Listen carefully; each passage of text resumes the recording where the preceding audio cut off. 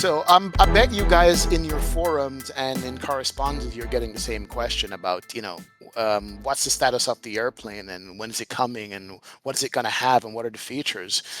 Is there anything you can tell us right now as far as, how far along the road you guys are? Maybe not, or, how's the development of the plane coming? That's just about the hardest question you can ask any project manager. I know. Um, I am I wish it would go faster, but I am not unhappy with the progress that we are making. We are behind the schedule that we made halfway last year, but we made another schedule at the end of last year, and we are on that schedule at this moment. Mm. So it is going well. The biggest issue now is that we have to fight the feature creep, because Mm. every week we Mm. find out something new that we really would like to add. And everybody thinks it is mega cool.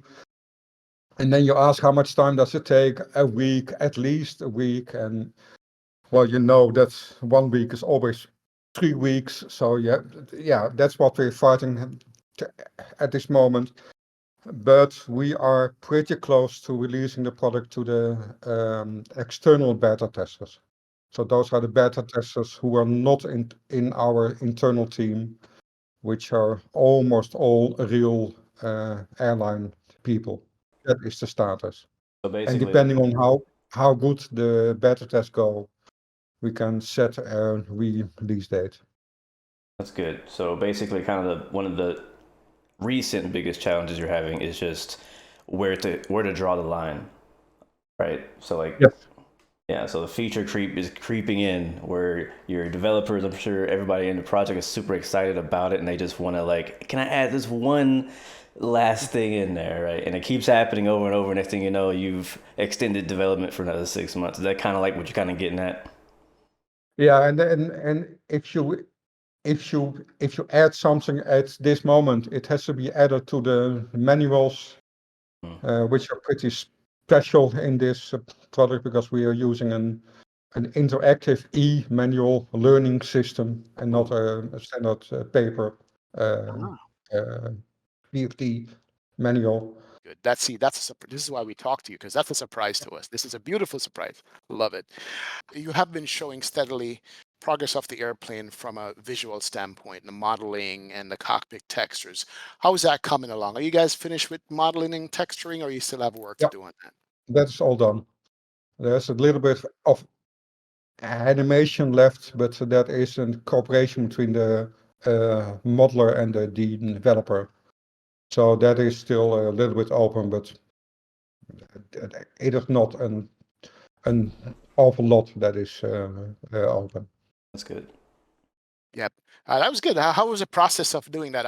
You guys have done many planes. How was the process at Microsoft with this wide body airplane getting that done? Was it easy, hard? Did you learn things new, put new ways of doing things in there, or just No, standard? basically it was pretty simple. Um, it's the same modeler who did the TRJ, which was the first um, complex aircraft. He worked with Asobo an awful lot in that. The Twin Otter, we had very little issues there that were new to us. And in the A330, basically, we knew what we were doing. It was just work. There were a couple of more difficult things that we really um, I wouldn't say wasted time on, but we spent more time on that we wanted to do. The main gear animation, for example, that is an animation that the sim can't do at this moment. Hmm. Ah, It it is an animated part with another animated part attached to the animated part. And the sim simulator doesn't offer that option. The A330 is one of the few aircraft which has that gear system. Um, so it for Asobo it was not a high priority issue to fix that. So we had to find our own solution for that. I see. I see. And do you guys use any reference material to the airplane? You know, where do you get your references from to developing the whole thing, you know, visually? What? Before we start on a project like this, we want to have a photo shoot of the aircraft. Hmm. So the modelers visit the aircraft, take thousands of photographs, and we use those as the reference. These are images that are made with a ruler on top of the instrument, so they can see afterwards exactly how large something is. While they are doing the modeling, they have access to the A330 crew that we use, and these help an awful lot if you want to know, if you want a detailed image of something, they will make the image and send it to us. Oh. We are extremely happy that aircraft have got internet on board these days, because often pilots can send us that information while they fly. Yeah, Oh, that's wow. So cool. they are not busy in the cockpit, check their Discord, and they see that our model needs this and this, and then they go, oh, wait, and then click, and they send it. That's That is amazing. great. That is amazing. That is amazing. But yeah, that's one of the things that has changed stuff so much. Yeah, wow. Yeah. All right. Well, I mean, from the pictures I've seen off the plane so far, I mean, it looks good, you know, and this was months ago when you guys put them out, so I can imagine where it is now and so forth.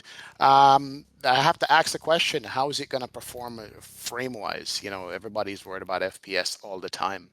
You know, how is the performance of the plane that way? Good.